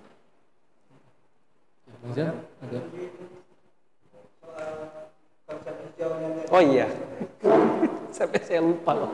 Oke, untuk konsep hijaunya sendiri, oh ya udah dicatat. Saya lupa. Oke, untuk konsep hijaunya sendiri, kita mempersiapkan lebih dari 50% untuk penghijauan, Pak. 50%. Lebih dari 50% itu penghijauan. Nggak usah khawatir, karena kenapa? Memang keunggulannya kita itu di penghijauan, pemaparan lahan hijau. Bapak Ibu mungkin teman-teman wartawan ya, pas masuk ke dalam itu kita bisa lihat kiri kanan hijau. Oke, tetapi itu masih yang sampai saat ini kita bangun baru 10% dari penghijauan yang ada, Pak. Masih 10% yang kita bangun. Jadi gini loh, secara konsep ya, sekarang itu kita 750 hektar yang kita bangun yang sudah terlihat itu baru 30%, Pak. Baru 30% loh. Sisanya hijau semua, Pak. Kita tetap biarkan yang udah hijau di berjalan. Kita memang akan membangun konsep yang terintegritas, kalau seperti apa namanya, public area, lebih ke apa namanya, lebih ke sport area. Bahkan kita di balik marketing gallery kita lagi kembangkan untuk extreme park. Tadi mungkin ada agak sedikit skip ya. Jadi sebagai informasi ya, kita di sini punya skate park terbesar se Asia Tenggara tahun 90-an, yaitu pas belakang sini. Setelah di marketing gallery, dan kita itu sudah ada menggandeng vendor sendiri untuk secara komersil dikelola secara lebih profesional. Nanti kita akan bangun juga kayak panjat tebing dan sebagainya. Cuman memang obstacle-nya udah agak jadul sih, makanya kita perlu diperbaiki lagi. Dan kemarin sudah beberapa event juga kayak Red Bull segala macam udah masuk ke sini untuk bikin event. Karena kita membangkitkan kembali, dan sebagai catatan ya, dari apa namanya, anak-anak didiknya Platnas Koni itu pada latihan di sini untuk skateboard. Udahlah. Itu aja sih. Cukup, Bang. Bang Yus. Ada pertanyaan lagi? Selamat sore Pak, ini saya Pius dari Property and the City. Ada beberapa pertanyaan mungkin langsung ke Pak Ricci kali Pak ya. Pak, ini beberapa waktu lalu kan sudah diluncurkan klaster Aluna Sekar Pak penjualannya. Mungkin sekarang bisa diupdate dari 300-an unit di Aluna Sekar itu sudah berapa persen atau sudah berapa unit yang terjual? Oke. Ya, kemudian yang kedua Pak, mungkin bisa juga disampaikan di koridor ini kan ada beberapa pengembang besar juga Pak, ada beberapa pengembang dengan yang menawarkan konsep yang kurang lebih hampir sama gitu. Kira-kira strategi dari pihak Bapak di sini itu seperti apa sehingga pasar itu mungkin lebih melirik ke sini gitu Pak. Oke. Terus yang terakhir mungkin Pak, apakah dari harga yang awal itu kan kalau tidak salah start mulai dari 1,1 Pak ya, 1,1 miliar Pak, apakah sudah ada kenaikan harga sampai sejauh ini Pak? Terima kasih. Oke. Yang pertama ya, sudah berapa persen sih terjual? Jadi gini, pertama kali itu dalam masa rebranding ya, berarti kelahiran kembali ya, itu kita buka Aluna Sekar. Tetapi selain Aluna Sekar sendiri pun, kita masih ada beberapa kafling ataupun satu blok kafling besar di daerah di dalam di Ganesha nih, ya kan? Jadi di antara jadi kita punya dua klaster ya. Khusus untuk Aluna Sekar sendiri, kita sudah terjual 50% dari target yang kita targetkan. Dari kurang lebih dari 300-an unit sudah terjual 50% yang ada. Dan sisanya juga itu kita masarin juga rumah-rumah yang standar di bawah 1 miliar. Nah jadi gini strategi saya kurang lebih seperti ini ya. Memang kita ada dua segmentasi yang bisa kita sasar. Yang rumah existing yang udah ada, kafling existing kita akan bangun rumah kembali. Memang secara diferensiasi harga sih ya agak sedikit berbeda. Sebagai contoh untuk Aluna itu kita start 1,3, sekarang 1,3. Oke. Kalau yang di bagian dalam itu kita start 700 juta. Tetapi saya nggak mau mengiklankan 700 juta, enggak. Kenapa? Karena pas dia datang ke sini, dia suka, customer suka, udah pingin tinggal di Telaga Kahuripan, tetapi mungkin mohon maaf ya, budget nggak kuat, kita bisa arahkan. Gitu loh. Supaya saya secara strategi iklan tuh saya nggak kanibal. Oke? Tadi pertanyaan yang pertama, terus juga, terus juga kan secara kompetitor ya, banyak. Nah, secara radius 5 km yang ada di sini itu banyak properti yang ada. Salah satu juga kalau mau bilang satu grup dengan kita sebelum sini. Nah, diferensiasi yang kita buat yaitu satu dari segi kualitas. Sizingnya kita bikin besar, spek bangunan kita bikin upgrade sedikit. Terus juga untuk fasilitas kita kita tambah juga. Jadi otomatis dari segi size yang besar harga akan mengikuti ya. Kalau kita kalau kita misalnya mau main strategi perang di pasar yang sama berat. Saya bisa bilang berat. Kenapa? Karena kawasan kita besar. Dan kita ini jujur aja ya, modal kita untuk keluar merevitalisasi itu main besar. Kita nggak akan terkejar. Oke, jadi kita harus sasar yang high, yang minimal dia middle end, middle high lah kalau mau dibilang. Saya nggak mau bermain juga di pasar 700 juta. Memang walaupun kita ada, tetapi secara branding tetap saya mau ambil middle up semua. Kalau saya main di sini, bisa sih kita dapat, tapi kuenya kebagi banyak, sayang. Gitu. Terus apalagi tadi? Ketiga capital gain. Ya? Capital gain tadi ditanya. Oh ya, kenaikan harga yang pertama itu kita luncurkan 1,1 ya. Itu di akhir 2021. Per sekarang itu sudah 1,3, 1336 sekian. Gitu. Dan kenaikan harga bukan semata-mata atau semata-mata kita naikin harga, karena kita punya tingkat margin, Pak. Selama kita tidak menjual, otomatis harga saya nggak akan naikin. Berarti lihat aja suatu developer, biasanya kalau kenaikan harga pasti karena ada margin yang harus kita kejar. Gitu loh. Jadi harga mengikuti dengan progres penjualan. Gitu aja sih. Dan juga nanti harga akan mengikuti progres pembangunan tentunya. Udah itu aja. Pak, dengan infrastruktur saya tambahin ya Mas ya. Dengan infrastruktur yang makin bagus itu, kira-kira per tahun capital gain-nya rata-rata naik berapa persen Pak di Telaga Kahuripan? Paling sehatnya itu saya bilang 10-12%. Paling sehatnya. Dan saat ini kita sudah mulai terkejar untuk saat itu. Karena memang momentum kita yang kita ambil sih lumayan. Jadi gini, kalau kita memasarkan suatu produk harus lihat momentumnya sih. Jangan sembarangan lihat ngikutin alur aja, ngikutin kompetitor sehingga kita terjerumus sendiri, Pak. Gitu loh. Jadi kita sini melihat momentum, dan juga saya bilang paling sehat itu 12%. Jadi ibarat kata ya, jadi gini, let's say 10% lah kenaikan. Mau produk apa aja untuk setiap properti. Saya beli 10 berarti sudah bisa dapat 1. Ya kan 10% kali 10. Next year-nya itu dapat 1. Itu kalau prinsip orang investor besar lah untuk properti biasanya seperti itu. Gitu. Paling sehatnya seperti itu, Pak. Cuma memang kita nggak bisa pungkiri ya, 2 tahun yang sebelumnya masa pandemik itu stagnan. Karena pada prinsipnya, saya punya rumah, Pak. Saya punya rumah. Saya punya bisnis. Properti saya banyak. Saya mending korbankan properti saya salah satu daripada bisnis saya goyang. Dia seperti itu yang terjadi sehingga waktu itu harga pasar agak sedikit menurun. Ya bukan cuma kita, seluruh dunia juga mengalami hal yang sama kok. Gitu. Ke depan optimis sih Pak ya, bakal bisa. Harus Pak, harus Pak. Ya. Nggak ada kata mundur Pak, maju terus. Siap. Bagus, cukup. Oh, Bang Santos.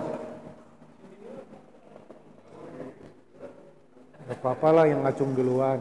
Santo Pak dari Kabar Properti. Pak mau nanyain aja, apakah ada rencana misalkan dibangun pusat perbelanjaan Pak di sini? Mengingat di sini ya agak jauh Pak ke KCM. Oh iya. Paling yang sejalur ini The Peak yang baru ya. The Park ya. Terus ke Bogor juga masih lumayan gitu. Terus kedua, apakah ada rencana juga ada shuttle gitu? Gimana Pak? Shuttle bus gitu. Oh, oke. Dari sini ke pusat kota Jakarta atau karena beberapa perumahan skala yang segini di Cibubur atau di situ ada shuttle gitu. Terima kasih Pak. Oke, thank you Pak. Pertanyaan luar biasa. Jadi gini. Pertanyaan dari warga Bogor Pak. Oh, Bapak tinggal di Bogor Pak ya? Oke. Pasti sesuai dengan kebutuhan yang akan kita yang kita butuh sih suatu saat ya. Pertanyaan untuk untuk komersial area ya. Memang beberapa bulan terakhir tuh saya dan tim juga lagi nego dengan beberapa tenant besar. Ada grup besar gitu loh kan untuk bangun. Kalau untuk mega mall yang sangat besar saya nggak bisa janji Pak. Tetapi kalau untuk F&B dan juga untuk menunjang kebutuhan kayak minimal skalanya, contohnya ya kayak Range Market dan sebagainya, itu kita lagi godok sih pada waktu dekat ini harusnya udah ada, dan juga pasar segar, pasar modern harusnya dalam waktu dekat ini udah akan berjalan Pak. Karena gini loh, saya pribadi pun tidak mau diem sih Pak, jujur, karena saya tuh berpikir bukan cuma dari kacamata saya nih, saya akan berpikir dari kacamata konsumen. Apa kalau misalnya saya tinggal sini, terus oke, sekolah ada, kantor polisi dekat, pemadam lagi ada, ya kan, terus juga sarana ibadah ada. Saya mau makan di mana? Ada sih, tapi terbatas nggak sih, ya kan? Mau belanja cukup nggak sih dengan, sorry saya sebutkan merek ya, Indomaret, Alfamart, cukup nggak sih? Nah memang kita lagi bukan creative provide, memang udah ada beberapa tenan yang ngajuin ke kita, cuman kita kan lagi visibility study sama-sama juga, karena mereka pun harus lihat seberapa besar sih radius di sini, berapa 10.000 kilometer, 10.000 kartu keluarga nggak sih seradius 2 km ini. memang secara riset dapat dari survei kita dan bersama dengan beberapa tenan pun memang masuk 10.000. Cuman kan pasti ada unsur bisnis di dalamnya, Pak. Oke, itu. Dan yang kedua, untuk shuttle bus ya, saya jawab. Sebelumnya memang kita ada shuttle bus, Pak. Kurang lebih ada di 2 tahun yang lalu, dia langsung ke airport. Tetapi memang waktu itu dipegang oleh profesional yang lain, tapi kurang begitu baik. Memang sekarang kita lagi cari vendor juga, yang mana untuk ke airport, ke kereta api, dan juga ke pusat kota. Gitu. Tapi memang shuttle-nya itu memang berbayar, Pak. Memang kita lagi rancang juga sih, dan itu areanya di Samasta semua untuk pemberhentiannya. Nah, untuk saat ini kita memang udah ada shuttle bus yang berupa angkot ya, dua unit, yang mana dari gerbang depan sampai di dalam beberapa perumahan dia mutar. Dan itu setiap hari akan muter terus. Untuk saat seperti itu. Cuma memang saat ini memang kita mengakomodir memang dari segi kebutuhan masyarakat. Karena memang mungkin sekarang kan terbantukan oleh beberapa ojek online ataupun taksi online memang terbantukan. Tetapi mau nggak mau itu pun bukan cuma Pak, beberapa warga ataupun calon pembeli kita memang udah request seperti itu. Kita udah cari vendor juga, Pak, tapi memang belum dapat secara ekonomi bisnis ya, belum ketemu juga, Pak. Gitulah. Cukup, Bang Sato? Ada pertanyaan? Oke, Bang Eki. Ya, terima kasih Pak. Eki dari Property and Bank, Pak. Saya mau nanya ke Kang Yayat dulu. Tadi udah nguap-nguap ngantuk, kasihan kalau nggak ditanya. Tadi dari penjelasan Kang Yayat tadi banyak rencana pengembangan infrastruktur ya Pak ya. Nah kalau dibandingkan dengan pesatnya pembangunan di sepanjang koridor ini, kira-kira itu apakah sudah cukup sampai beberapa tahun ke depan? Atau ada saran apa sih yang harus dikembangkan lagi oleh pemerintah untuk menunjang aktivitas developer di sepanjang jalur ini? Terus ke Pak Ricci mungkin sedikit aja Pak. Ini kan ngeri juga lihat judulnya kan CBD baru berarti Pak. Kalau sekarang kan kalau masuk ke Telaga Kahuripan kan terasa sejuk gitu ya Pak ya.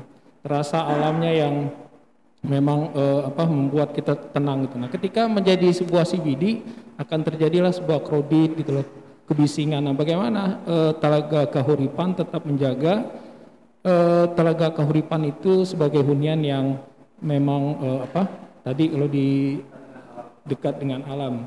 Karena kalau di beberapa pengembangan perumahan ketika dia sudah berkembang menjadi sebuah CBD dan kota baru, dia akan bising dan yang alamnya tadi udah tertinggal. Itu aja Pak, makasih Pak. Terima kasih Bang Yudi, silakan. Langsung. Gini, sebetulnya konsep shuttle bus itu bisa cepat Pak. Karena sekarang ini di BPTJ, Badan Pengelola Transportasi Jabodetabek, itu ada namanya JRC, Jabodetabek Resident Connection. Itu sudah ada kalau di Bogor tuh misalnya di stasiun Bogor depan tuh ada bus dari PPD yang warna biru, shuttle bus. Itu langsung ke Juanda, langsung ke CBD di Tamrin Sudirman. Di Jalan Bari itu di perumahan Taman Sari. Itu sudah shuttle bus.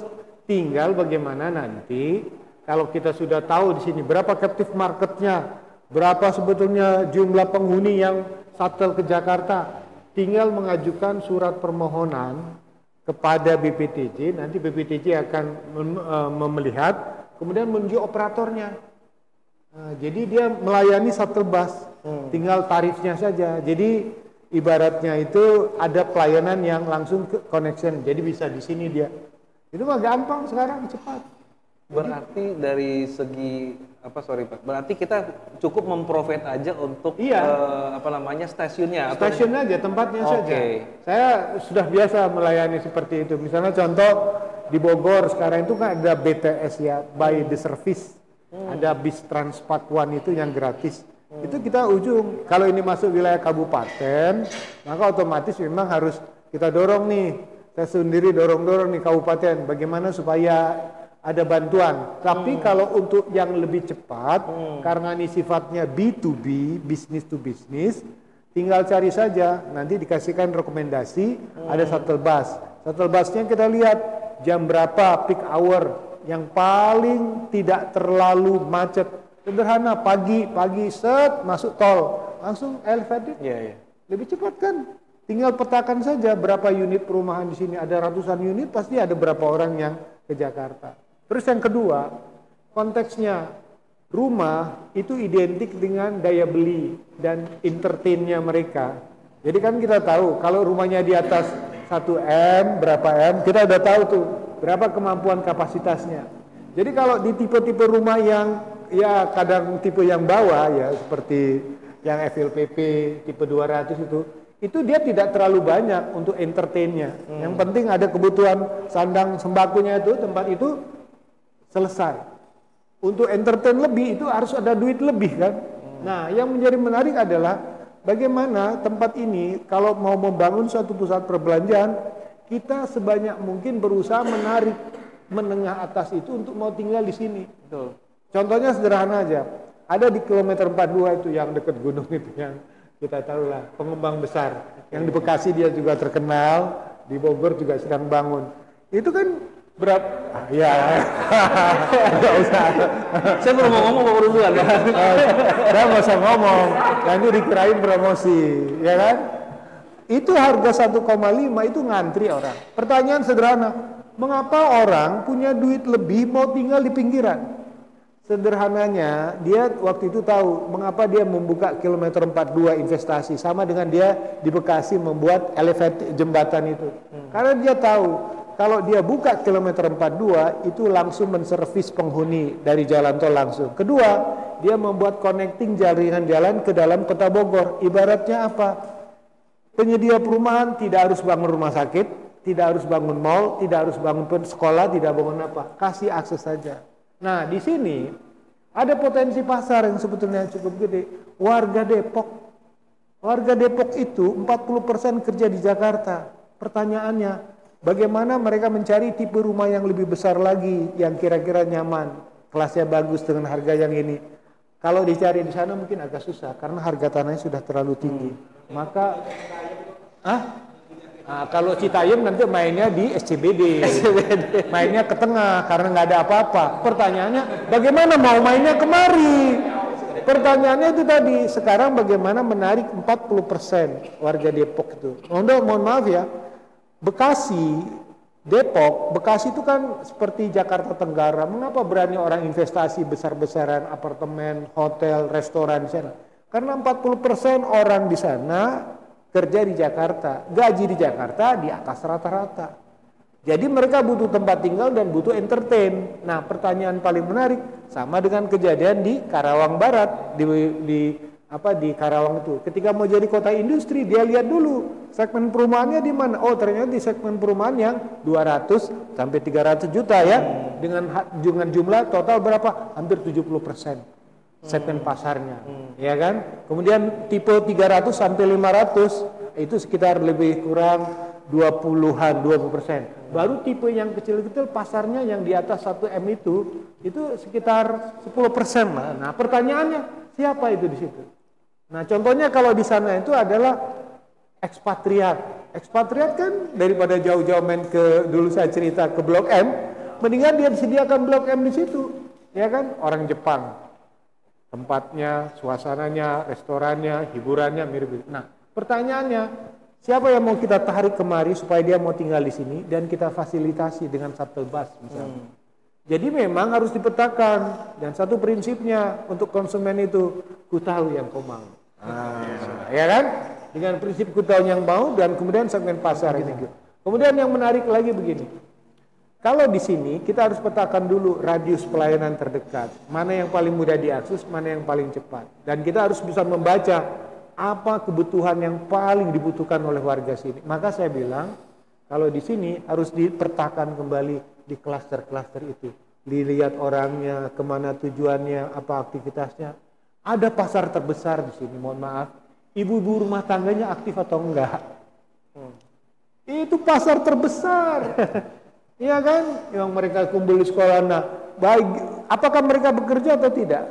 Nah, kalau tidak bekerja, ini yang pasarnya ditangkap. Kan ada ibu-ibu yang sudah ada aktivitas di sini. Jadi pertanyaannya, pengembang itu harus kreatif.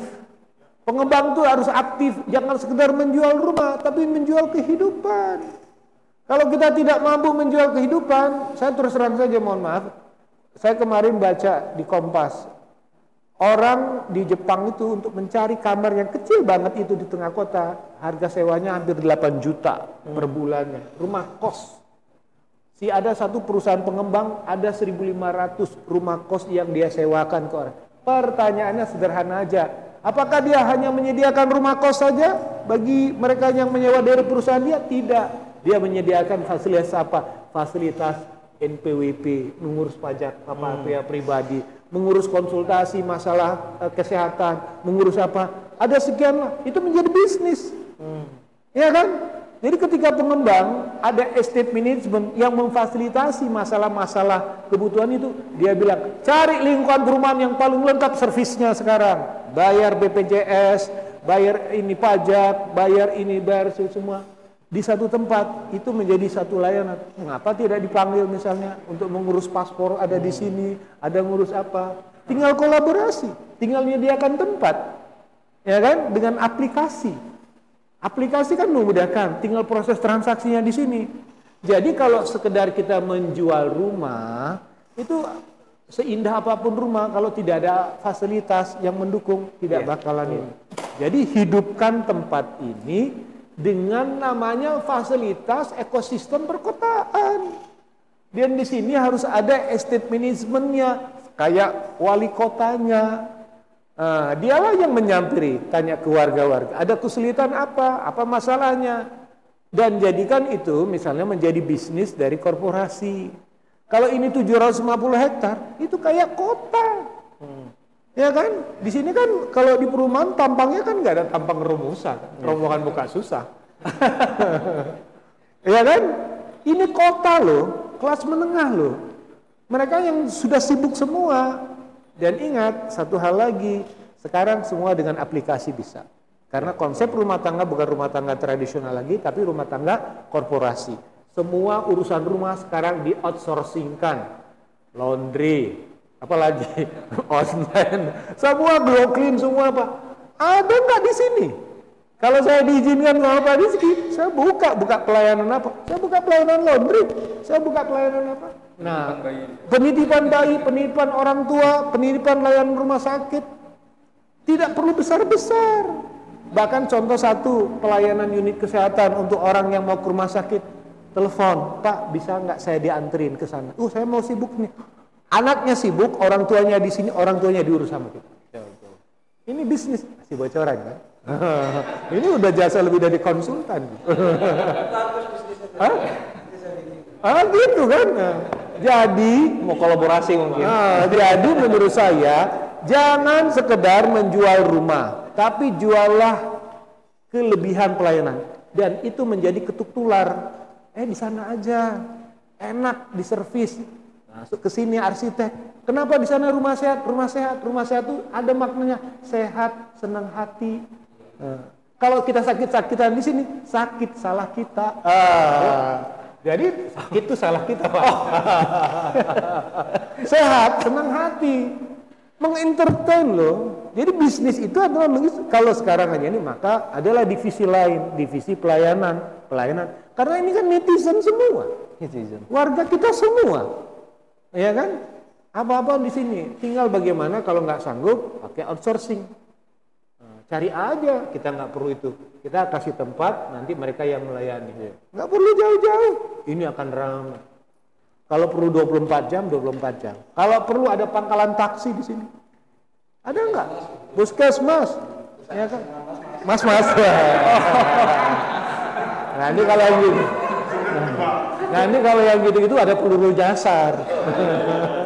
Jadi menurut saya, ini kalau mau hidup menjadi township, hidupkan dia 24 jam. Jadi orang kalau 24 jam tidak masuk kota yang mati. Kenapa Monas itu mati? Karena itu perkantoran semua. Tapi kalau misalnya di pinggir ada kehidupan, orang cari di mana jualan 24 jam, di mana servis 24 jam, dia masuk kemari. Coba cek sepanjang jalan nanti, jalan utama itu. Ada nggak pusat klinik kesehatan yang 24 jam? Bagaimana kualitas pelayanan? Di sini ada dokternya tinggal di sini. Pelayanan begini, ada di sini. Apalagi pelayanan-pelayanan yang membuat orang yakin bahwa di sini ada 24 jam, dia bisa dapat apa saja. Kalau nggak hanya sekedar rumah, mati kayak kuburan. Ada tuh yang besar sana tuh dekat bukit sana. Tidak perlu sebut namanya, tapi dia mati. Dia bangun banyak apartemen besar. Kenapa? Bogor itu belum main di apartemen, bro. Iya, banyak yang mati. Ini kan saya nih penasihat wali kota.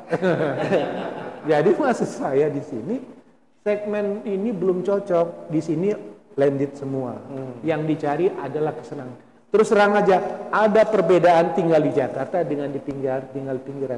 Mas Anto tahu, saya tinggal di diskotik mewah di Singapura ya, di sisi kota Setik, pepet sawah, sisi Gunung Kapur. Percis tadi kata Mas, rumah saya banyak pohon. Kalau saya mencari ide-ide besar, saya ke sana. Jadi Ciampea. Ciampea lah. Jadi namanya saya ganti aja lah kan. Nah, disitulah pertanyaan yang paling menarik bagi kita. Jadikanlah tempat ini tempat inspirasi, tempat gagasan besar. Saya kayak ke Ubud aja lah. Orang dari Gianyar perginya ke desa. Bukan orang desa pergi ke Gianyar. Ubud itu jadi pusat. Jadi kalau kita hanya jual rumah, kurang. Tambahkan sesuatu. Tadi sekolah udah bagus. Ada ini. Sekolah. Sekolah apa yang lebih buat lagi? Kasih promosi. 40% anak-anak sini dijamin bisa diterima. Kerjasama aja dengan apa yang online itu yang namanya itu bimbingan cepat itu. Di dulu yang terkenal itu di TV online itu. Fasilitas di sini buat bimbingan yang kelas dijamin bisa diterima perguruan, semua lari kemari. Iya. Ya kan? Kemana mereka pergi yang tinggal di sini ini dengan mendapatkan kualitas pendidikan yang terbagus? Kalau di sini sudah tempatnya bagus, kualitas pelayanannya bagus, servisnya bagus, masa depannya bagus, pindah berapapun harga rumahnya. Oke, Kang. Intinya tidak jual rumah tapi jual kehidupan. Jual kehidupan, ya kan? Oke, untuk Pak Ricci silakan Pak jawabannya Pak.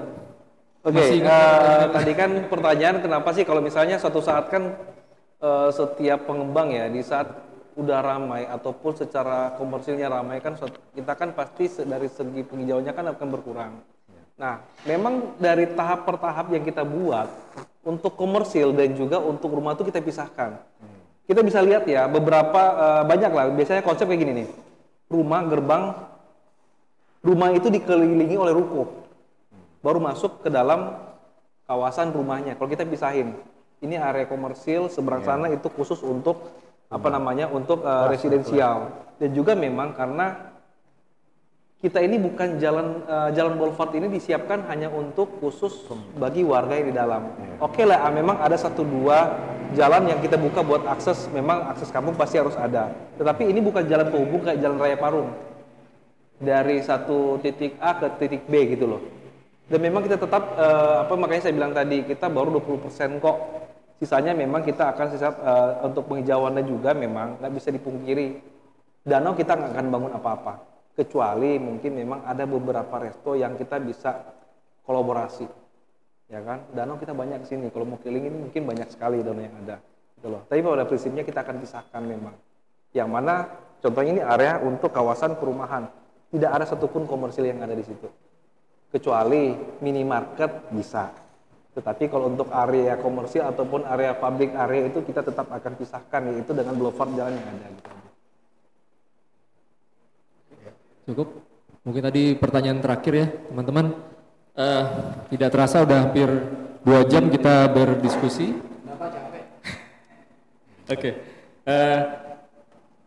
Alhamdulillah udah rangkaian diskusi udah terjalani semua. Kemudian kami semua mewakili manajemen Telaga Kahuripan mengucapkan terima kasih atas kehadiran teman-teman.